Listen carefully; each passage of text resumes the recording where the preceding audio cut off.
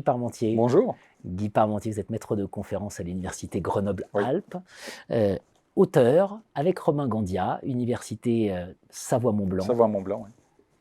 De stratégie et business model à l'ère digitale, édition de Buck. Enfin, on a le manuel de la stratégie à l'ère digitale. Ouais. c'est ça l'ambition. Au-delà de un ouvrage important, parce que vous instrumentez vraiment la réflexion stratégique pour essayer vraiment de penser les conséquences du digital et comment cela remet en cause la pensée traditionnelle en matière de stratégie. J'ai été particulièrement intéressé par le chapitre 6. Nouvelle stratégie générique du numérique. Et là, c'est la première fois que je vois une synthèse. En plus, on a un tableau qui nous présente à la fin ce que sont les avantages, inconvénients, etc. des différentes stratégies. Enfin, c'est très, très pédagogique, très didactique. On va les creuser ensemble. La stratégie de création, c'est l'océan bleu. Oui, alors c'est vrai que c'est une stratégie qui existait déjà, elle est connue. Mais en fait, ce qui se passe avec le numérique, c'est qu'elle prend de l'ampleur. Parce que le numérique, avec toutes les technologies numériques, que ce soit l'Internet, évidemment, mais tous les objets connectés, l'intelligence artificielle, la blockchain, etc., ouvre de nouvelles perspectives, donc ouvre de nouvelles possibilités de créer de la nouvelle valeur, de la valeur qui n'existait pas jusqu'à maintenant. Parce que la stratégie, finalement, d'Océan Bleu, c'est la stratégie de création d'un nouveau marché. C'est-à-dire, on dit, au lieu de rester sur un marché existant qui peut être hyper concurrentiel, où l'entreprise va essayer de faire un petit peu mieux que les autres, un petit peu différent que les autres, finalement, avec les mêmes règles de la concurrence, en fait, on redéfinit la proposition de valeur avec de nouveaux clients pour essayer de créer un nouveau marché. On voit bien, là, je vous écoute, là, je pense aux Uberfice qui ont défrayé la chronique, mais c'est aussi parce que c'était un véritable océan bleu. C'est d'abord ça, cette focale-là qu'il faut prendre pour comprendre. Vous regardez Netflix aussi, finalement, quelque part, c'est de l'océan bleu. C'est-à-dire, on redéfinit ce que c'est finalement l'abonnement, alors qui au début n'était pas numérique, l'abonnement de cassettes vidéo, qui est devenu ensuite numérique.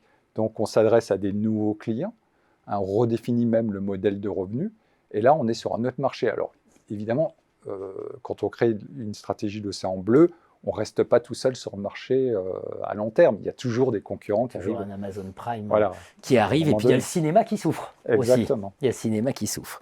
Deuxième stratégie générique, la stratégie d'orchestration. Oui.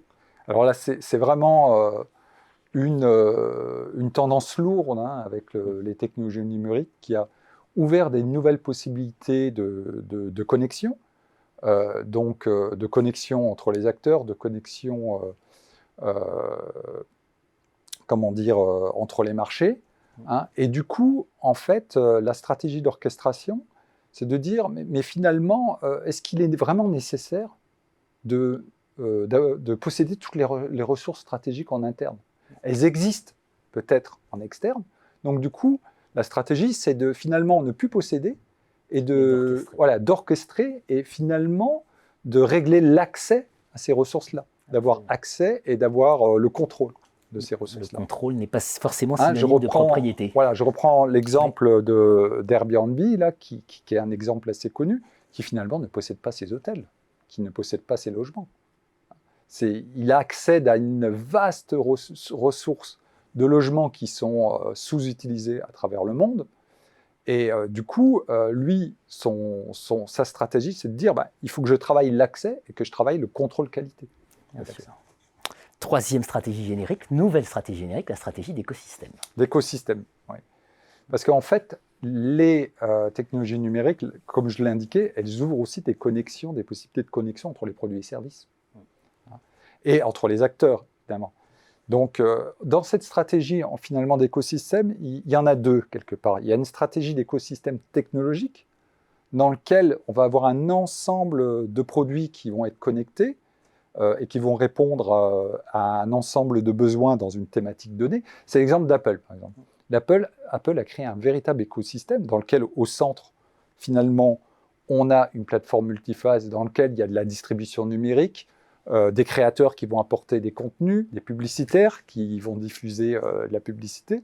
Et cet ensemble-là est connecté à d'autres produits numériques, des ordinateurs, des bandes connectées, des tablettes, des iPhones, même des voitures. Voilà. Et le tout va se renforcer.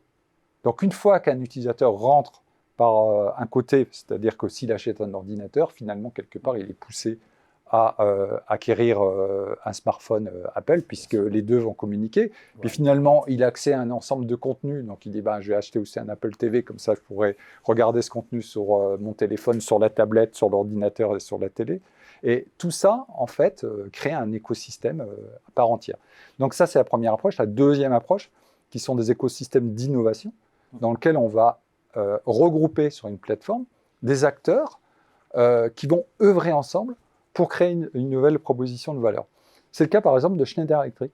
Schneider Electric a une plateforme qui s'appelle Exchange, qui réunit en fait les acteurs de la gestion d'énergie numérique, où ils proposent tout un ensemble de services